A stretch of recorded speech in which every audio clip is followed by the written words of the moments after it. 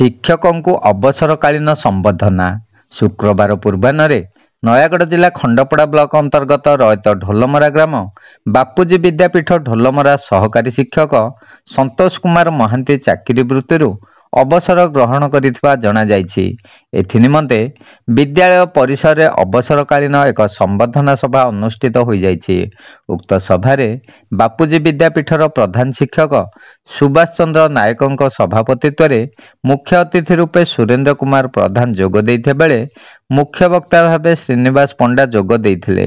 ସମ୍ମାନିତ ଅତିଥି ରୂପେ ଢୋଲମରା ଗ୍ରାମ ପଞ୍ଚାୟତର ସରପଞ୍ଚ ମୁକୁତା ପରିଡ଼ା ଓ ଆଖପାଖ ବିଭିନ୍ନ ବିଦ୍ୟାଳୟରୁ ତଥା ଖଣ୍ଡପଡ଼ାରୁ ଅନେକ ଶିକ୍ଷକ ଯୋଗ ଦେଇଥିଲେ।